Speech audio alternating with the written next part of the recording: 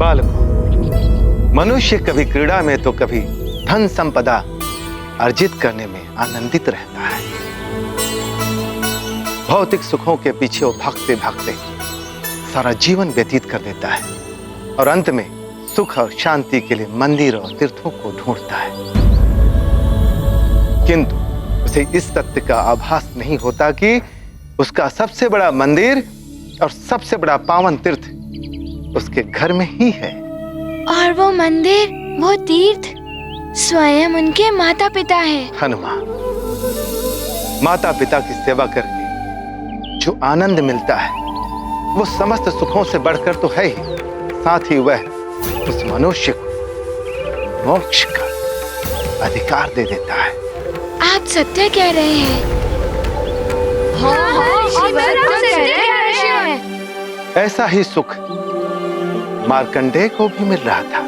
माता पिता भी बहुत प्रसन्न थे, किंतु उनकी प्रसन्नता में कहीं न कहीं एक अदृश्य पीड़ा छुपी हुई थी जो उन्हें हर क्षण सताती रहती थी। समय अबाध गति से चलता रहता है। मार्कंडेय के आयु के 10 वर्ष पूरे होने को थे। हाँ ऋषिवर, फिर क्या किया उन्होंने?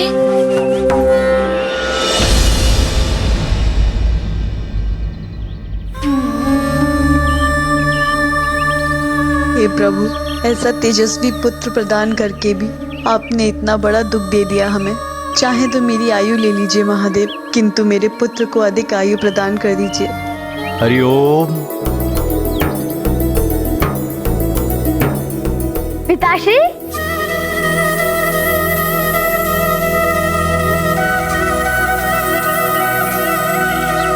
प्रणाम पिताश्री। कल्याण हो। लाइए पिताश्री, ये मुझे दीजिए। यहीं पर रुकिए, मैं अभी आया।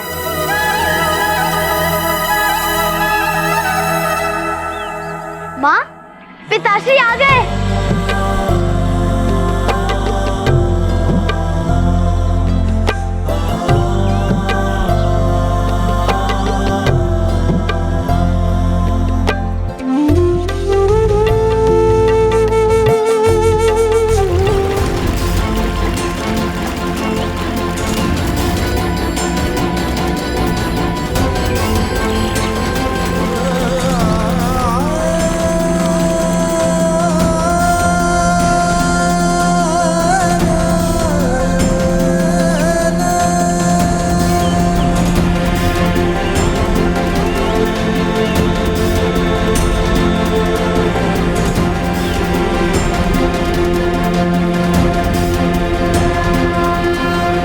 आप तो अगस्त ऋषि के आश्रम जाने वाले थे स्वामी, फिर इतनी शीघ्र कैसे लौट आए?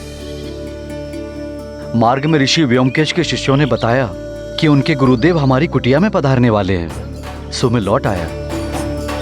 उनके स्वागत की व्यवस्था करनी है, वो कुछ समय में ही आने वाले हैं। ये तो सौभाग्य है हमारा कि स्वयं ऋषि व्योमकेश हमारी कुटिया को पवित्र कर देंगे।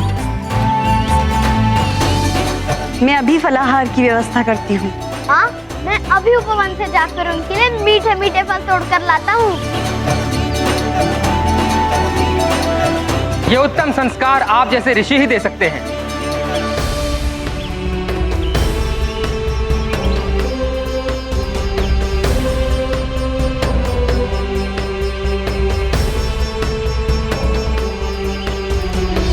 प्रणाम ऋषिवर व्योमकेश। कल्याणावस्तु ऋषिवर मृकंडू। आपका हमारी कुटिया में स्वागत है महर्षि। हमारी कुटिया धन्य हो गई आपकी चरण धूलि से।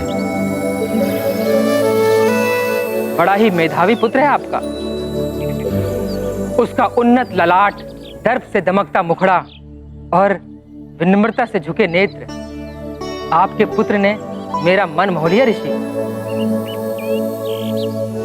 ऋषिवर, मार्कंडेय को आगे की शिक्षा के लिए मेरे गुरुकुल में भेज दीजिए। मेरा सौभाग्य होगा कि ऐसा तेजस्वी शिष्य मेरा हो।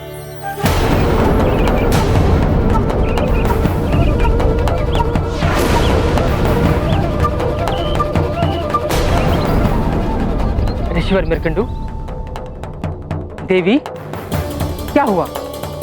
कहीं मैंने कुछ अनुचित कह दिया क्या? ऋषिवर, पहले आप पधारिए। पहले आप दोनों मुझे अपनी चिंता का कारण बताइए।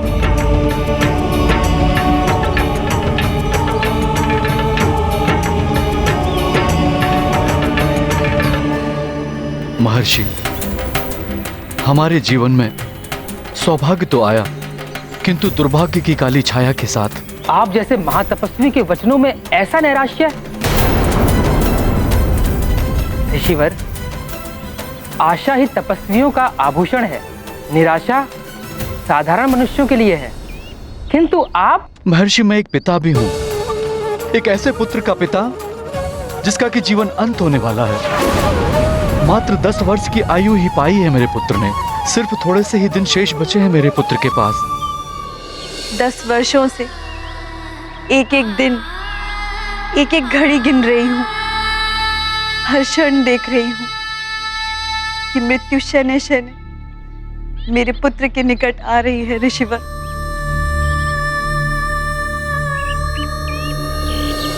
कैसी दारुण स्थिति है ऋषिवर। माता पिता के लिए इससे बड़ा दुख और क्या होगा कि वो अपने पुत्र की मृत्यु के एक एक क्षण की गणना करें। हाँ हनुमान, यदि माता पिता का वश चले तो वो अपनी आयु देकर भी अपने पुत्र को बचा लेते, किंतु काल के समक्ष सब विवश हो जाते हैं। काल को कौन रोक सकता है? काल किसी को रोके नहीं रोकता। शीघ्र ही वो दिन भी आ गया जिस दिन के स्मरण मात्र से ही उनके हृदय कंपित हो उठते थे।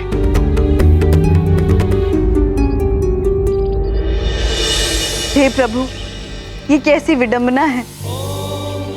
आपका वरदान अभिशाप की भांति प्रताड़ना दे रहा है। 10 वर्ष हो गए हैं आज मेरे मार्कंडेय के जीवन का अंतिम दिवस है ये। हम दोनों की आयु ले लीजिए प्रभु, लेकिन मेरे पुत्र को जीवन दान दे दीजिए दाता। हम पर दया कीजिए प्रभु, मार्कंडेय की आयु में वृद्धि कर दीजिए।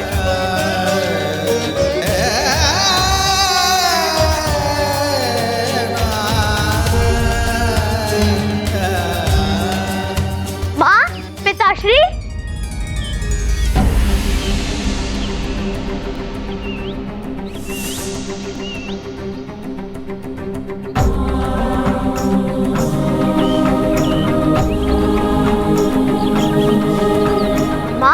पिताश्री, मैं प्रातःकाल से ही आप दोनों का आशीर्वाद देने के लिए आपको ढूंढ रहा था और आप दोनों यहाँ मंदिर में हैं।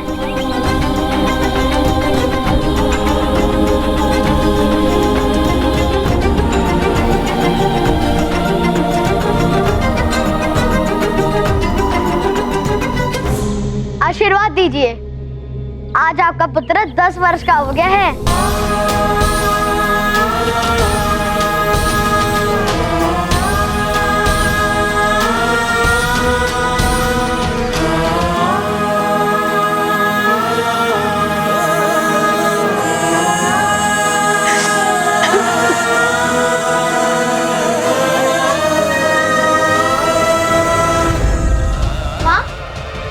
सदा प्रसन्न रहो पुत्र। माँ को क्या हो गया पिताश्री? कुछ नहीं पुत्र, प्रसन्नता से नेत्र भर आए होंगे।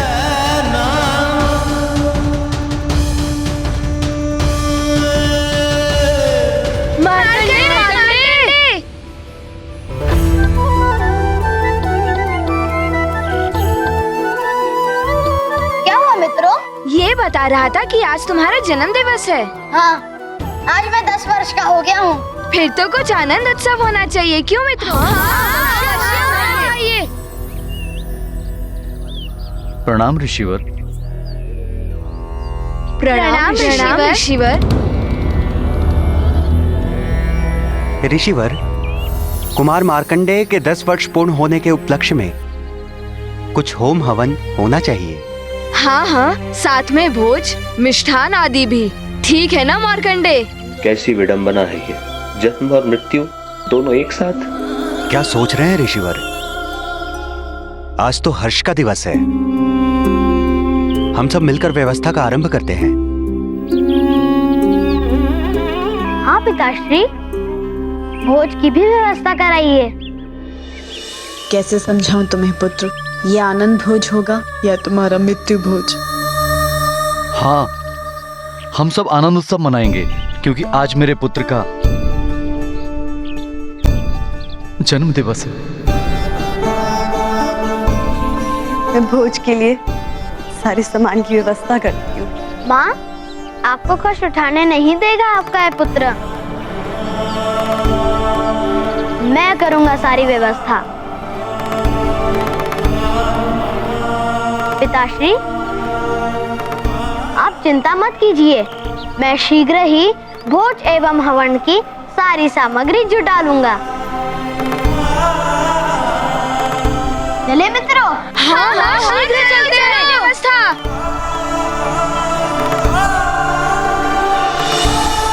ऋषिवर, मार्कंडेय जी के उत्साह को देखकर तो प्रतीत होता है कि उन्हें तो ज्ञात ही नहीं है कि उनकी आयु अब समाप्त होने वाली है। हाँ हनुमान, यदि मनुष्य को अपनी आयु की अल्पता का आभास हो जाए तो उसका शेष जीवन भी दुख में हो जाता है। इसलिए मार्कंडेय के माता पिता ने उसे इस विषय में कुछ भी नहीं बताया। किंतु हनुमान, सत्य कभी छुपता नहीं है। क्षमा कीजिए ऋषिवर, हमें यह ज्ञात नहीं था कि आज मार्कंडेय के जीवन का अंतिम दिवस है। मैं कैसे अपने पुत्र को अपने नेत्रों के समक्ष अंतिम श्वास लेते हुए देख सकती हूँ? कोई तो उपाय होगा मेरे पुत्र के जीवन की रक्षा का।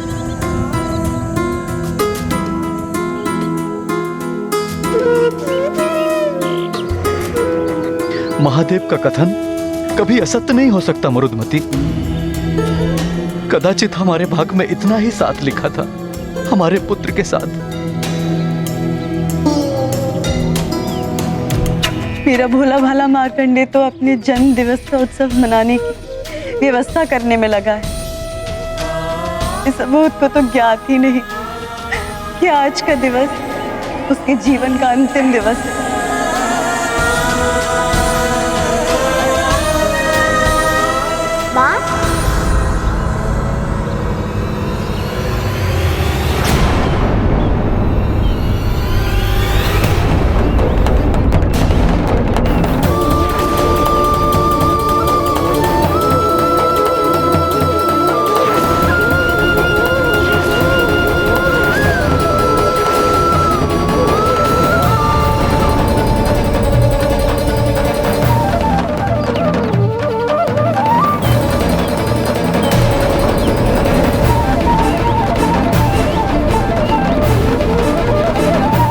माँ, पिताश्री,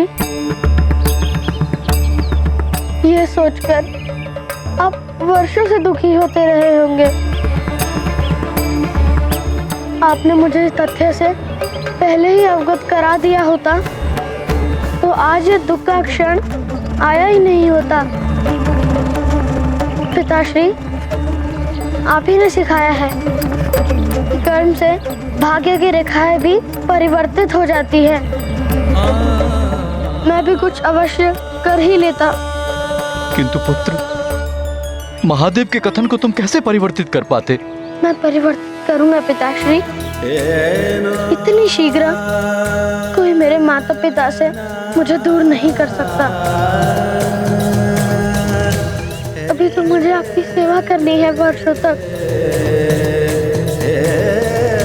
माँ, पिताश्री, मैं आप दोनों को वचन देता हूँ कि आपका पुत्र मार्कंडेय मृत्यु पर विजय प्राप्त करके ही लौटेगा। अपने भाग्य को परिवर्तित करेगा।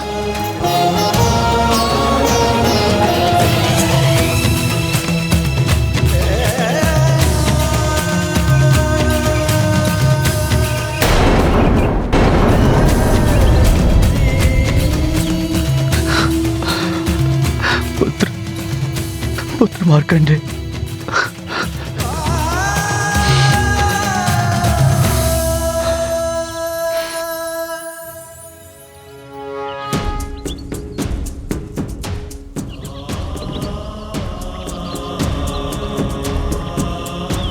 आशीर्वाद दीजिए। हमारा आशीर्वाद तो सदैव तुम्हारे साथ है पुत्र।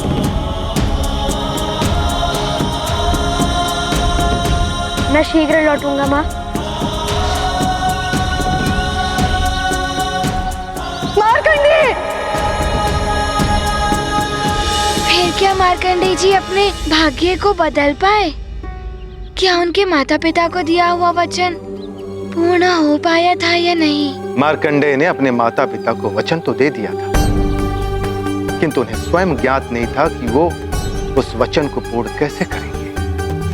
हाँ ऋषिवर, फिर क्या किया उन्होंने? हाँ ऋषिवर, बताइए ना फिर क्या हुआ था? ऋषिवर बताइए ना। बस दुखी हृदय लेकर बालक मार्कंडेय निकल पड़ा वन की ओर।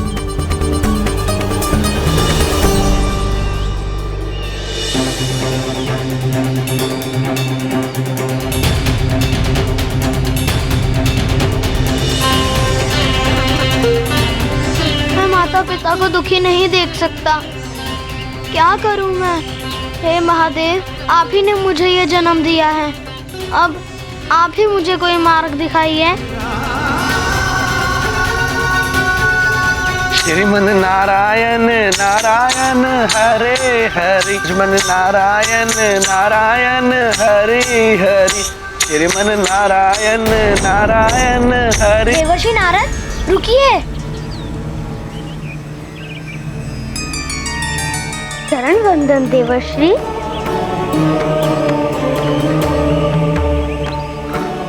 आयुष्मान भवत्। क्षमा चाहता हूँ, किंतु आपका ये आशीष मिथ्या जाने वाला है। आशीष मिथ्या अर्थात? कदाचित आपने मुझे पहचाना नहीं।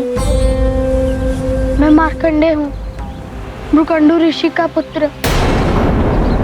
पिताश्री ने बताया था कि आपने मेरी जन्म कुंडली बनाई थी। हाँ पुत्र, तुम्हारी कुंडली में अल्प आयु का योग था। कदाचित 10 वर्ष पूरे हो रहे हैं। हाँ देवर्षि, आज मेरे जीवन का अंतिम दिवस है। किंतु पुत्र, मेरे मुख से तो तुम्हारे लिए आशीष निकल चुका है। तो आप ही मेरा मार्गदर्शन कीजिए। मैंने महार पिताश्री को वचन दिया है कि मैं मृत्यु पर विजय प्राप्त करके ही लौटूंगा। उनकी सेवा करने के लिए मुझे जीवन के कुछ और वर्ष चाहिए। मार्कंडेय पुत्र, यूं तो काल का नियम बहुत कठोर है, इसे कोई परिवर्तित नहीं कर सकता। पुत्र मार्कंडेय, एक उपाय है। तो शीघ्र बताइए देवर्षि। मेरे माता पिता का दुख दूर करने के लिए मैं कुछ भी करूंगा। पुत्र मार्कंडेय, भगवान महादेव की कृपा से तुम्हारा जन्म हुआ है। वे आशुतोष एवं ओढ़रदानी हैं। यदि पुत्र तुम मेरे बताए हुए मंत्र से उन आशुतोष महादेव की आराधना करके उन्हें प्रसन्न कर लोगे, तो वे तुम्हें जीवन दान दे सकते हैं। आप मुझे मंत्र प्रदान कीजिए देवर्षि। मैं प्राण प्रण से भगवान आशुतोष को प्रसन्न करूंगा। किंतु पुत्र, यदि तुम भगवान शिव की कृपा अल्प समय में ही चाहते हो, तो तुम उनके परम प्रिय धाम कैलाश क्षेत्र में जाकर उनकी आराधना करो। शीघ्र प्रसन्न हो जाएंगे भगवान आशुतोष। नारायण नारायण। अब मंत्र सुनो। ओम त्र्यंबकम यजामहे सुगंधि पुष्टि वर्धनम उर्वारुकमय बंधनान मृत्योर्मोक्षे मामृतात्।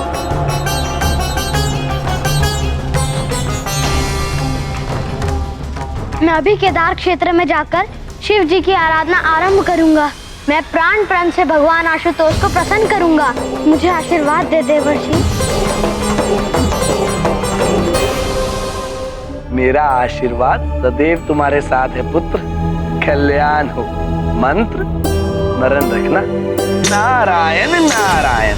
किंतु ऋषिवर, देवर्षि नारद जी ने जो मार्कंडेय जी को मंत्र दिया था, इस महामृत्युंजय मंत्र में ऐसा क्या है कि देवर्षि नारद ने मार्कंडेय जी को यही मंत्र दिया?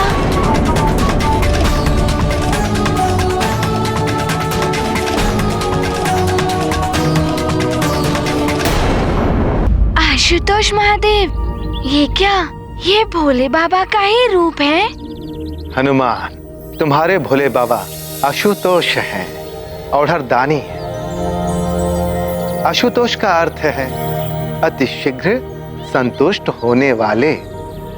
हाँ, मेरी माँ ने भी मुझे ये कहा था कि महादेव जी को मात्र बेलपत्र चढ़ा दिया जाए तो वे बहुत प्रसन्न हो जाते हैं, किंतु औढ़रदानी अर्थात?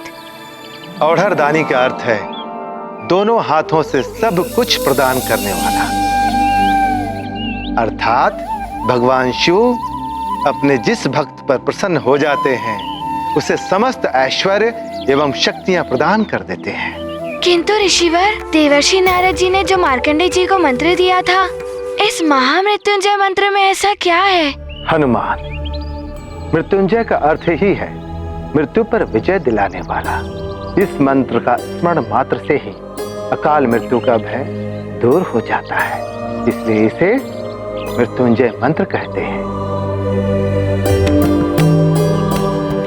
ओम त्र्यंबकम यजामहे सुगंधिम पुष्टिवर्धनम उर्वारुकमिव बंधनान मृत्युर्मुक्षयमामृतात्।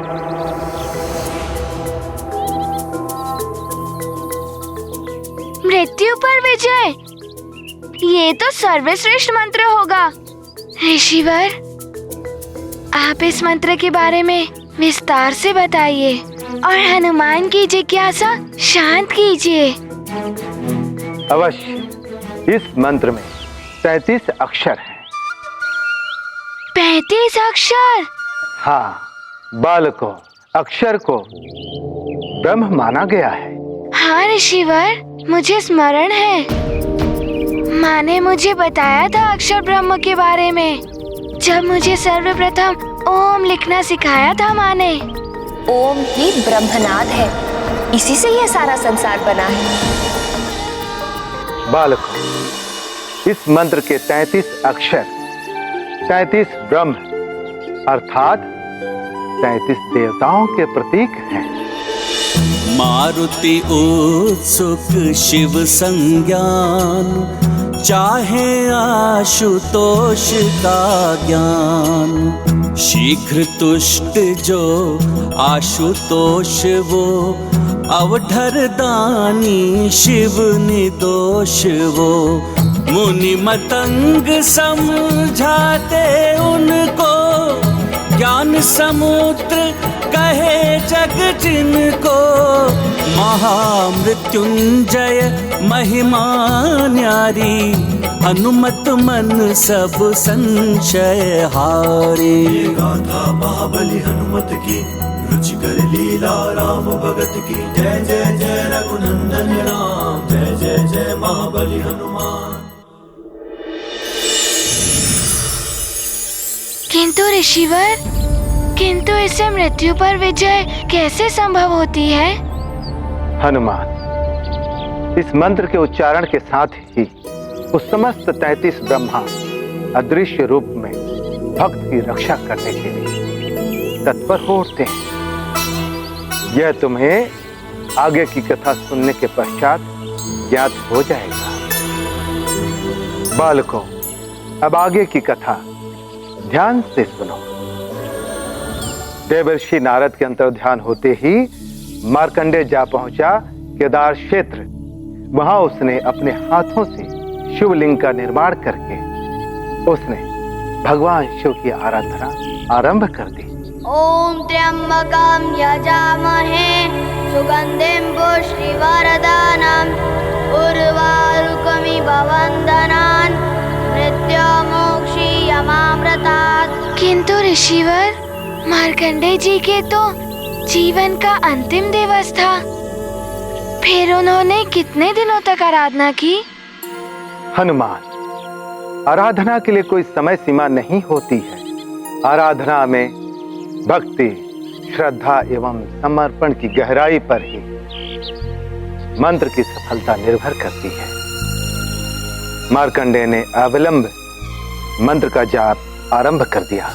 ओम त्र्यंबकम यजामहे सुगन्धिं पुष्टिवर्धनम् उर्वारुकमिव वन्दनान् मृत्युमोक्षीयमामृतात्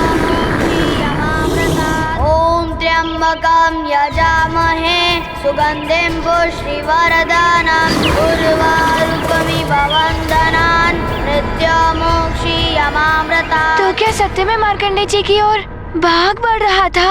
हाँ हनुमान, मार्कंडेय का जाप आरंभ हुआ ही था कि उसका अंत काल बाघ का रूप लेकर मार्कंडेय की ओर बढ़ने लगा। ॐ त्र्यम्बकं यजामहे सुगन्धिं पुष्टिवर्धनम् उर्वारुकमिव वन्दनान् यजामहे सुगन्धिं पुष्टिवर्धनम् ॐ त्र्यम्बकं यजामहे सुगन्धिं पुष्टिवर्धनम् उर्वारुकमिव वन्दनान् मृत्युमोक्षीयमामृतात् मृत्युमोक्षीयमामृतात् ॐ त्र्यम्बकं यजामहे सुगन्धिं पुष्टिवर्धनम् उर्वारुकमिव वन्दनान् मृत्युमोक्षीयमामृतात् ॐ त्र्यम्बकं यजामहे सुगन्धिं पुष्टिवर्धनम् मृत्युमोक्षीयमामृतात् ॐ त्र्यम्बकं यजामहे सुगन्धिं पुष्टिवर्धनम्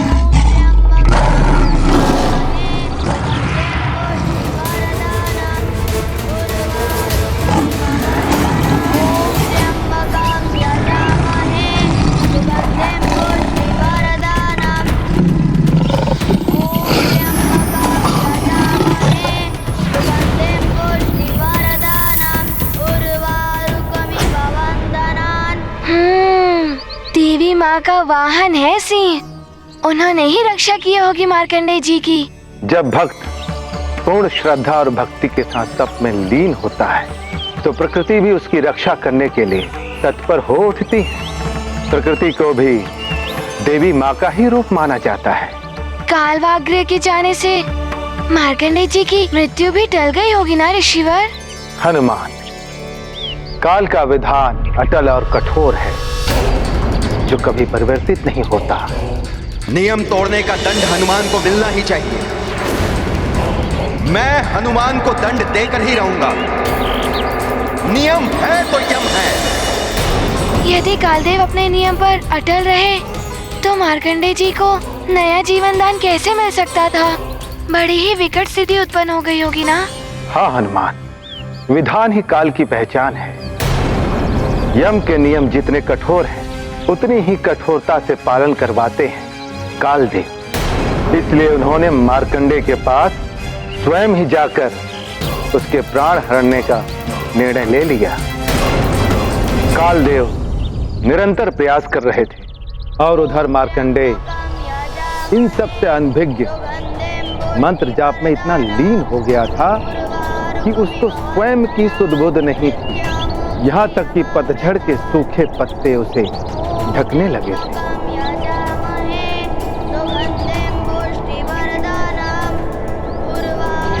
मार्कंडेय, मार्कंडेय,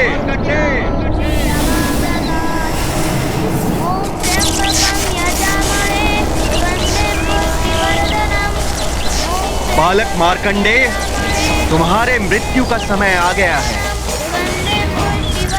मेरा मृत्यु पाश इसी क्षण तुम्हारे प्राण हर लेगा।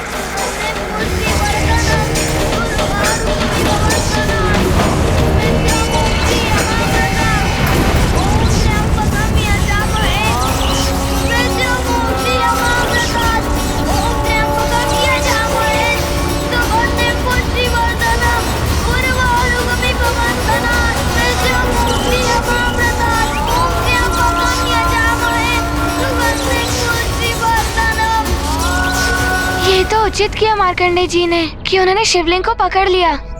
एक प्रकार से भोले बाबा के शरण में चले गए होंगे वो। हाँ हनुमान, उन्हें मंत्र की शक्ति और भगवान शिव पर पूर्ण विश्वास था।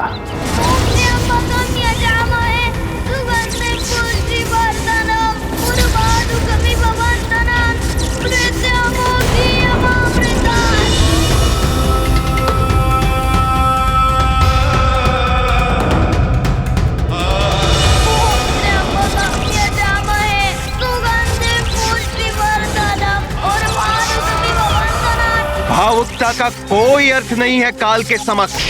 सर्वोपरि है काल के नियम। नियम है तो यम है।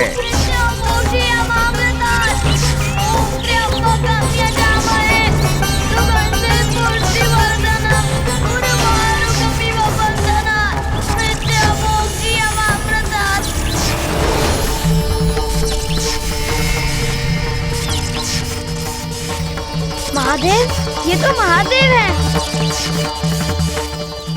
अब तो मेरा महादेव है मेरे साथ। ओम त्र्यंबकम यजामहे सुगंधिं पुष्टिवर्धनम् उर्वारुकमिव बन्धनात् मृत्युमुक्षीयमामृतात्। मार्कंडेय, ओम त्र्यंबकम यजामहे। महादेव भी नहीं बचा पाएंगे तुम्हारे प्राण आज मुझसे। उर्वारुकमिव बन्धनात् मृत्युमुक्षीयमामृतात्। उर्वारुकमिव बन्धनात् मृत्युमुक्षीयमामृतात्।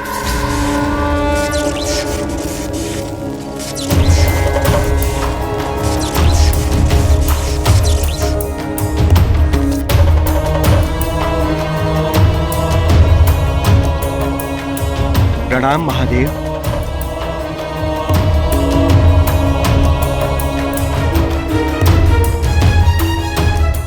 महादेव, आप तक मेरी करुण पुकार पहुंच ही गई। कोटि कोटि प्रणाम शिव शंकर।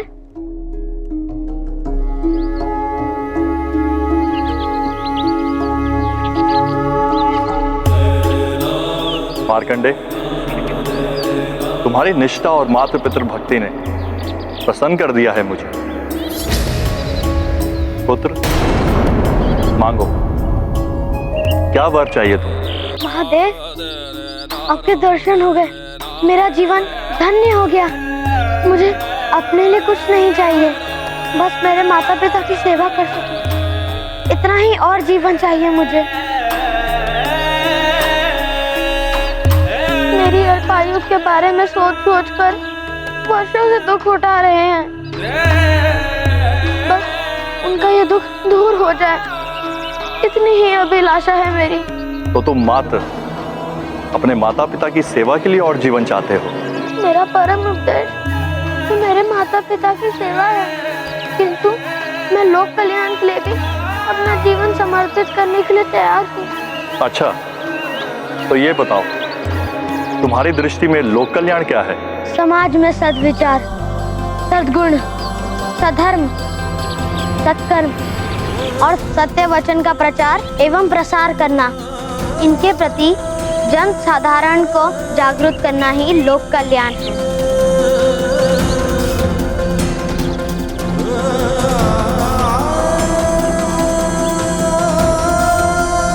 मार्कंडे, तुम्हारी तेजस्विता ने तुम्हें इस युग दृष्टा मंत्र का नियामक बना दिया। मैं तुम्हें दीर्घायु होने का वरदान देता हूं।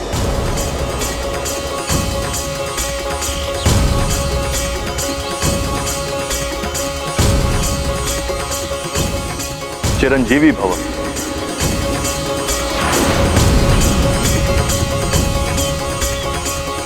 ये क्या किया आपने महादेव? ये असंभव है।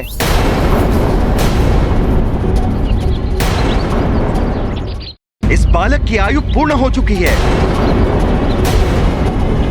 इसके प्राण मैं अपने साथ ले जाने आया हूं। कालदेव, ये संसार कर्म प्रधान है। कर्म से मनुष्य अपने भाग्य को भी परिवर्तित कर सकता है। मार्कंडे ने भी अपने कर्म से अपनी मृत्यु को टाल दिया है,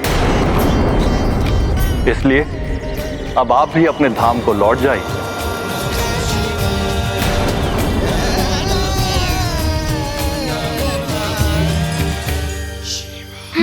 तेजस्विता की ही विजय हुई। अंत में मार्कंडे जी ने वरदान पा ही लिया। फिर तो महादेव के कहने पर कालदेव अपने धाम को लौट गए होंगे ना? नहीं हनुमान, कालदेव नहीं लौटे।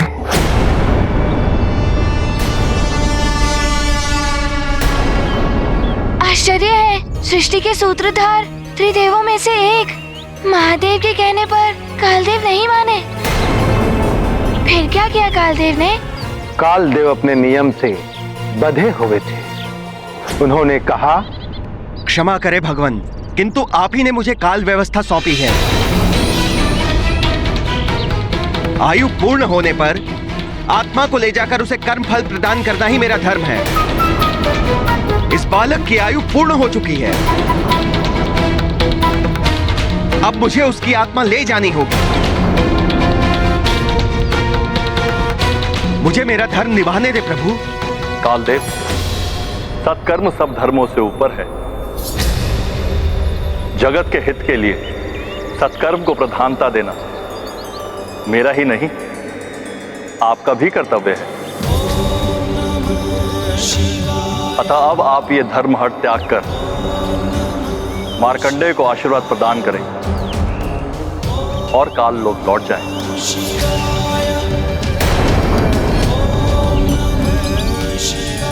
किंतु इससे काल के नियम भंग हो जाएंगे महादेव। तो आप निभाइए अपना धर्म। मैंने भी जगत हित का धर्म निभाते हुए इसे चिरंजीवी होने का वरदान दे दिया। मैं आपके और इस बालक के मध्य खड़ा हूं। आपको मेरा सामना करना पड़ेगा कालदेव।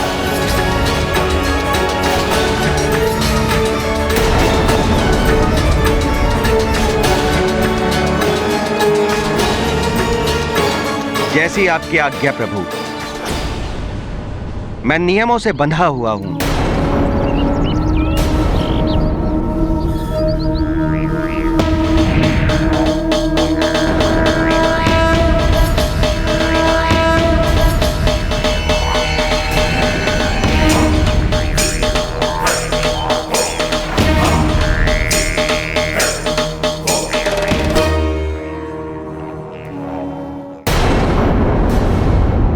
वायु के टकराने से पर्वत नहीं हिलते, ये बोध है मुझे।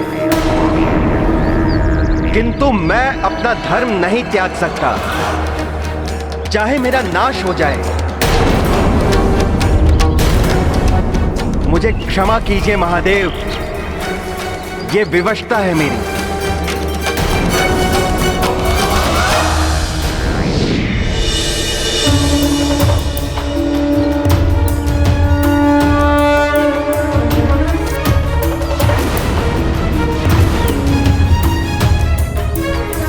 मार्कंडेय, पुत्र मार्कंडेय।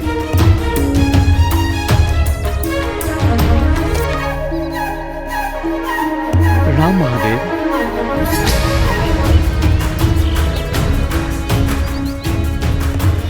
नारायण नारायण।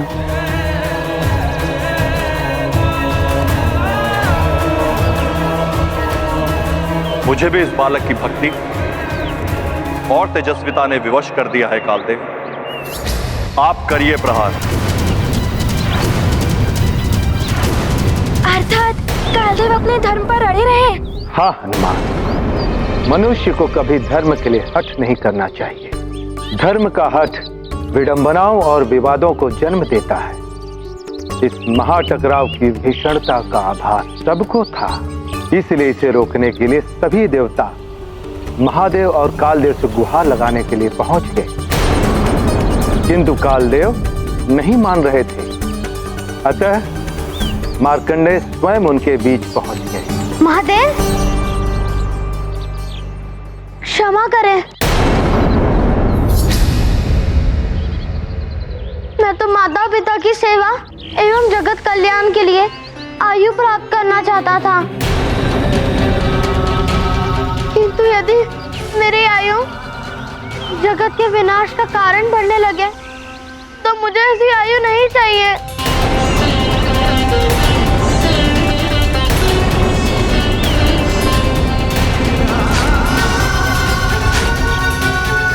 एक और महादेव, दूसरी ओर कालदेव, दोनों की विकराल शक्तियों के मध्य आकर कहीं मार्कंडेय जी ने कोई भूल तो नहीं कर दी। मैं तो माता पिता की सेवा एवं जगत कल्याण के लिए आयु प्राप्त करना चाहता था, किंतु यदि मेरी आयु जगत के विनाश का कारण बनने लगे तो मुझे ऐसी आयु नहीं चाहिए। मुझे मृत्यु स्वीकार है।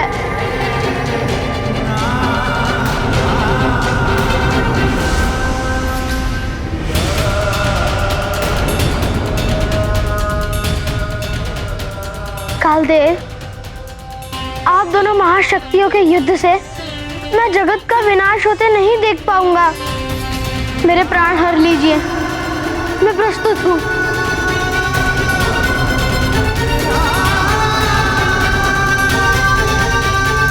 नारायण नारायण, पूत के पांव पालने में ही दिखते हैं कालदेव। इस 10 वर्ष की नन्ही आयु में इतने उच्च विचार, ऐसी आत्म त्याग की भावना। कालदेव, देवेश्वर महादेव ने ही आपको कालदेव के पद पर सुशोभित किया है। यदि महादेव मार्कंडेय को चिरंजीवी होने का वरदान देना चाहते हैं तो इसमें आपको कोई आपत्ति नहीं होनी चाहिए। जगत कल्याण के लिए ही यह वरदान दिया गया है। इसे रोककर आप जगत कल्याण के कार्य में बाधा उत्पन्न कर रहे हैं। किंतु यम के नियमों का क्या? यदि आप अपने नियम सर्वोपरि मानते हैं तो मैं प्रस्तुत हूँ। हर लीजिए मेरे प्राण। किंतु मेरे कारण कोई युद्ध नहीं होना चाहिए।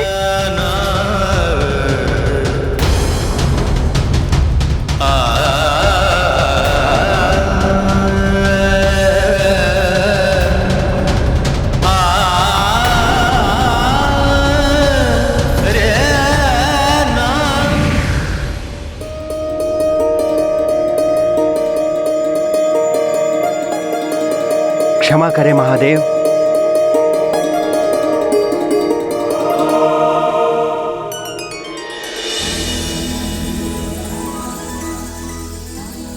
आज मार्कंडेय ने मुझे अन्याय करने से रोक लिया।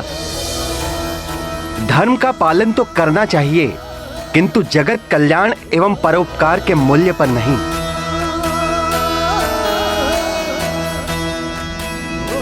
पर पीड़ा से बड़ा कोई अधर्म नहीं है और सुख से बड़ा कोई धर्म नहीं। नारायण नारायण, अंत भला तो सब भला। महादेव, आपका ये वरदान जगत का बहुत बड़ा कल्याण करेगा।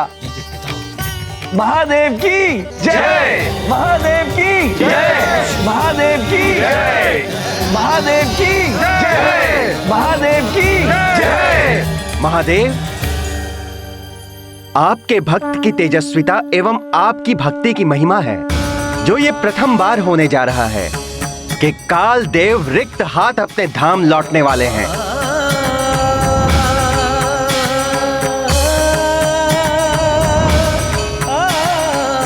मेरे कृत्य के लिए मैं आप सभी से क्षमा प्रार्थी हूं।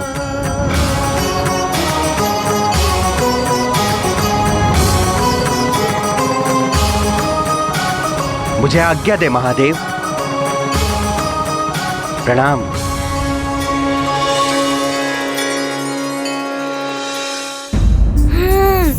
अंत भला तो सब भला। अंततः मार्कंडेय जी अपनी मृत्यु टालने में सफल हो ही गए।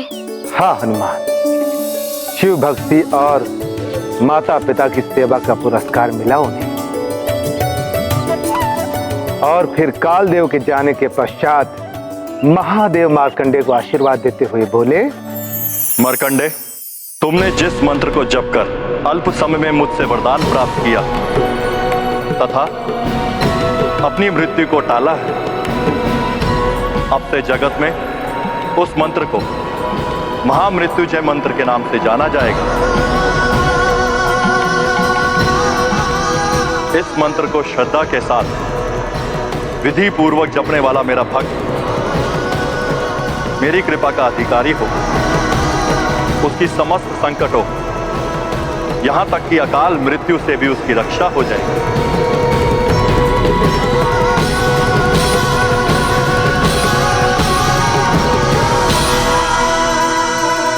हे भोलेनाथ, आपने मुझे जीवन दान देकर मुझ पे बड़ा उपकार किया है। आपको कोटि कोटि नमन महादेव। आपको कोटि कोटि प्रणाम महादेव।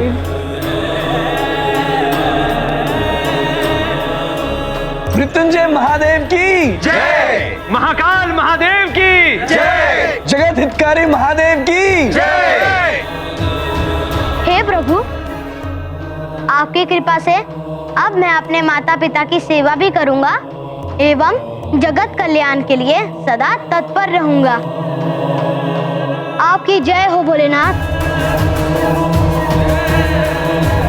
आपको कोटि कोटि धन्यवाद प्रभु।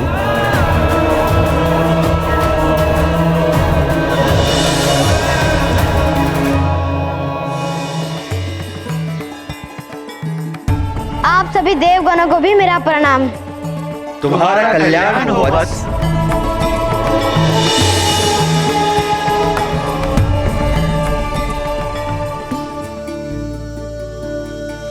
माँ, पिताश्री। मार्कंडे पुत्र।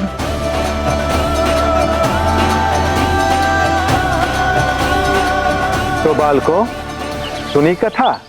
मार्कंडे ने सिखाया श्रद्धा और भक्ति के साथ मृत्युंजय मंत्र का जाप किया जाए तो आसन्न मृत्यु को भी टाला जा सकता है। हाँ ऋषिवर, मार्कंडे जी की ये भक्ति के कारण ही कालदेव को रिक्त हाथ लौटना पड़ा। सत्य है हनुमान, अन्यथा कालदेव कभी नियम नहीं तोड़ते हैं, अपितु नियम तोड़ने वालों को दंड देते हैं। हनुमान को नियम तोड़ने का दंड मैं अवश्य दूंगा। सृष्टि का नियम ही है ये, जैसी करनी वैसी भरनी। तो हनुमान, तुमने क्या सीखा इस कथा से? सीख? हाँ ऋषिवर, मुझे ये सीख मिली कि मनुष्य चाहे तो अपने कर्मों से अपने भाग्य को बदल सकता है, जिस प्रकार मार्कंडे जी ने अपनी मृत्यु को टाला। हाँ मित्र, सत्य कह रहे हो मित्र। हाँ ऋषिवर, मैं भी मार्कंडे तीर्थ जाकर महादेव के लिए महामृत्युंजय मंत्र का जाप करूंगा। हाँ मित्र, पूरी श्रद्धा आराधना के साथ पूजा करना।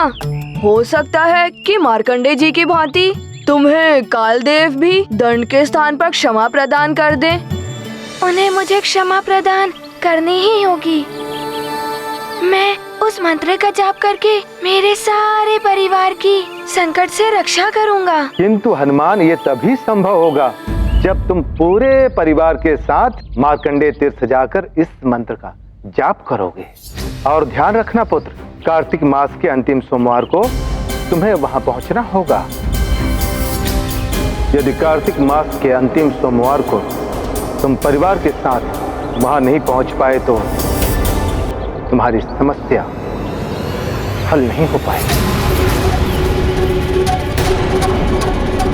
ऋषिवर मतंग, मैं अभी जाकर माँ और पिताश्री को वहाँ जाने के लिए मनाऊंगा, किंतु मेरा आपसे एक निवेदन है। अवश्य हनुमान, कहो।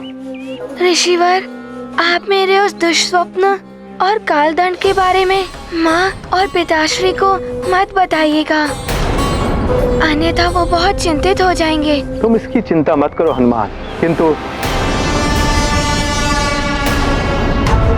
क्या हुआ ऋषिवर? आप कुछ कहते कहते रुक क्यों गए?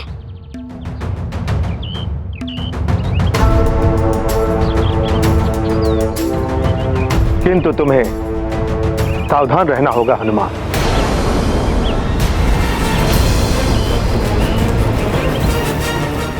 ऋषिवर मतंग, आपका मेरा मार्गदर्शन करने के लिए बहुत बहुत धन्यवाद। मैं सावधान रहूंगा। प्रणाम ऋषिवर। कल्याण हो। ऋषिवर, हमें प्रस्थान करने की आज्ञा दें।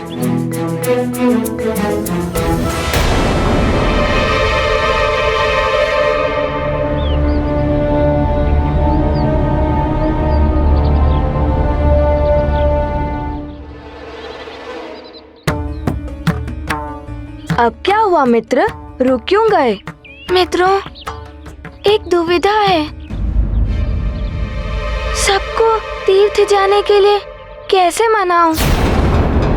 यदि किसी को भी ज्ञात हो गया मेरे उस दुष्स्वप्नों के बारे में और कालदंड के बारे में, तो सब चिंतित हो जाएंगे, विशेष रूप से मेरी माँ। हाँ मित्र, दुविधा तो बड़ी है, लेकिन समय पर पहुंचना भी तो आवश्यक है ना मित्र। हाँ, कैसे भी करके माँ और पिताश्री को मनाना ही होगा। चलो। देवाय नमः। ओम नमः देवाय नमः। ओम ब्रह्म देवाय नमः।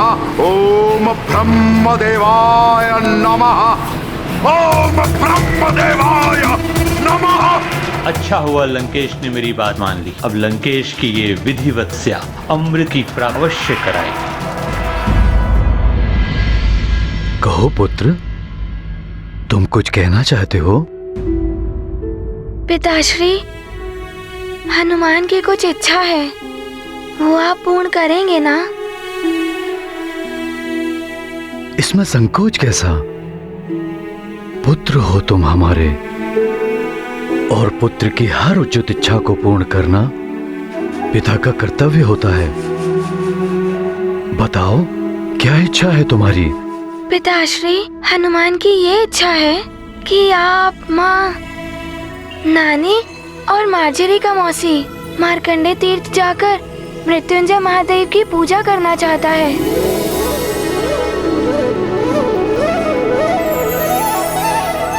ऋषिवर मतंग के पास गया था मैं, उन्होंने ही ऐसा करने का सुझाव दिया है। आप सब चलेंगे ना मार्कंडे तीर्थ?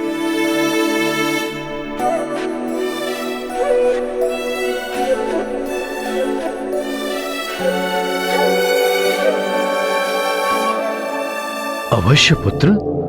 अच्छा पिता वो होता है जो अपने पुत्र की उचित इच्छा का सम्मान करे। पिता तो पुत्र के लिए कुछ भी करता है, और फिर जब पुत्र तुम्हारे जैसा हो तो उसकी इच्छा के लिए मैं कुछ भी कर जाऊंगा। मेरे अच्छे पिताश्री, सबसे अच्छे।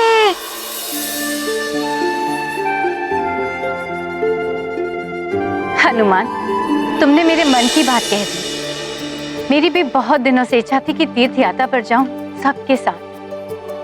बहुत ही उत्तम सुझाव है हनुमान का। परंतु पिताश्री, हमें वहां जाने के लिए प्रातः काल में ही प्रस्थान करना होगा। ऋषिवर मतंग ने कहा है कि कार्तिक मास के अंतिम सोमवार को हमें वहां पूजा करनी होगी। तुम्हारी इच्छा अवश्य पूर्ण होगी हनुमान। प्रातः काल तक हम सब व्यवस्था कर देंगे जाने की। मतंग ऋषि ने अवश्य ही कुछ सोचकर यह सुझाव दिया होगा। ऋषिवर मतंग सदैव हमारे परिवार के शुभचिंतक रहे हैं। उन जैसे ऋषि हमारे परिवार एवं राज्य के कल्याण के लिए मार्गदर्शन करते रहे हैं। ये तो हमारे लिए सौभाग्य की बात होगी। मैं अभी मंत्री से यात्रा की सारी व्यवस्था करने के लिए कहता हूँ। हम भी मार्ग के लिए भोजन आदि की व्यवस्था करवा लेते हैं। चलो मार्जरी। हाँ माँ, चलिए। हनुमान, मैं भी सबके लिए वस्त्र आदि की पोटिका लगवा देती हूँ। प्रातःकाल होते ही निकलना है ना?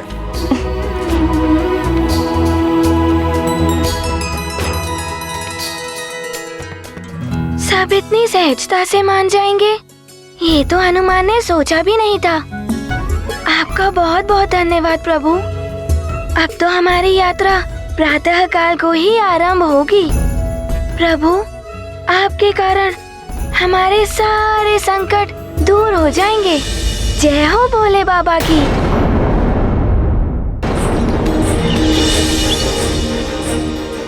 लो पुत्र, इन्हें दान करो।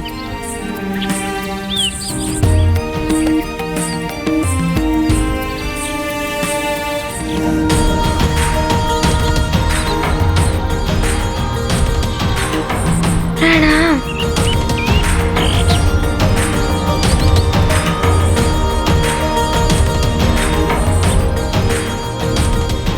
मेरे सारे मित्र भी आ गए। हनुमान, हनुमान। हमें विलम्ब तो नहीं हुआ मित्र? नहीं मित्रों, तुम सब समय से ही आ गए हो। पिताश्री, आपकी अनुमति हो तो मेरे सारे मित्र भी आ सकते हैं मेरे साथ। हाँ हाँ पुत्र हनुमान, वैसे भी तीर्थ यात्रा बंधु बांधवों के साथ ही पूर्ण करने का विधान है। अब हमें शीघ्र ही निकलना चाहिए, जिससे कि समय रहते हम अपनी यात्रा सफलतापूर्वक पूर्ण कर सकें। संभव है निश्चित समय के भीतर ही मैं ये तीर्थ यात्रा पूर्ण कर लूं।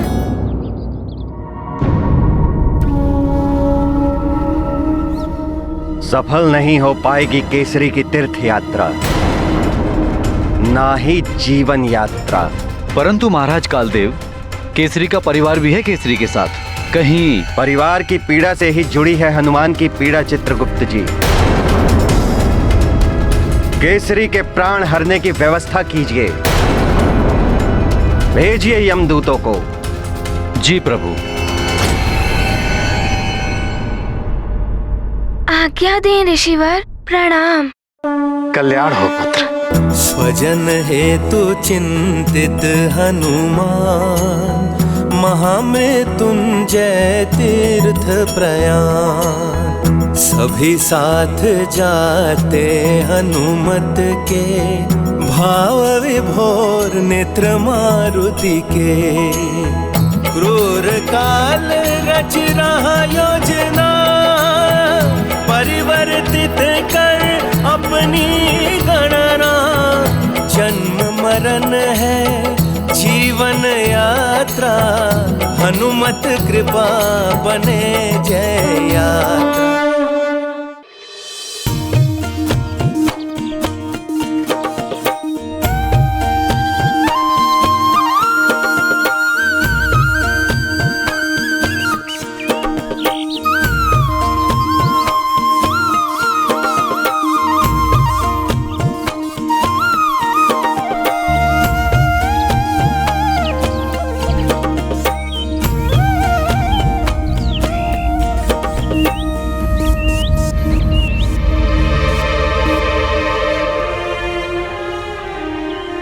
नानी,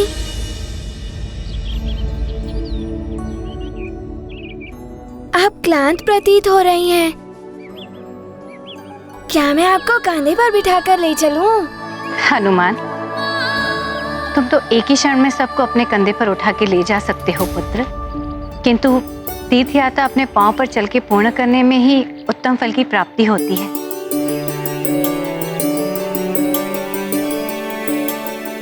अच्छा, आप सब क्लांत प्रतीत हो रहे हैं। क्यों ना कुछ क्षण विश्राम किया जाए? अवश्य पुत्र हनुमान। आगे पर्वत श्रृंखला है, यदि उसे पार करना है तो हमारा विश्राम करना आवश्यक है। उसके पश्चात हम नई स्फूर्ति से आगे बढ़ेंगे।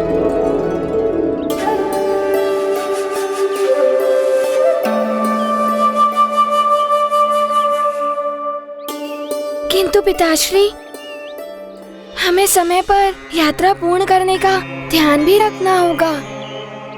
चिंता मत करो पुत्र, सब कुछ समय अनुसार ही होगा।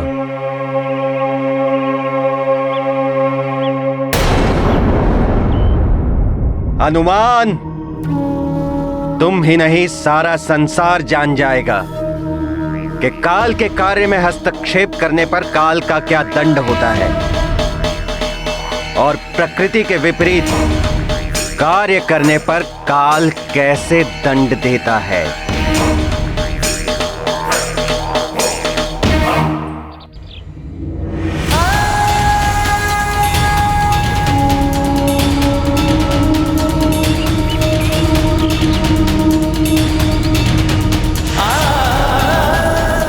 विधान ही काल की पहचान है। यम के नियम जितने कठोर हैं, उतनी ही कठोरता से पालन करवाते हैं काल जी। आने वाले संकटों से सतर्क रहकर अब मुझे हर क्षण अपने परिवारजनों के साथ रहना होगा।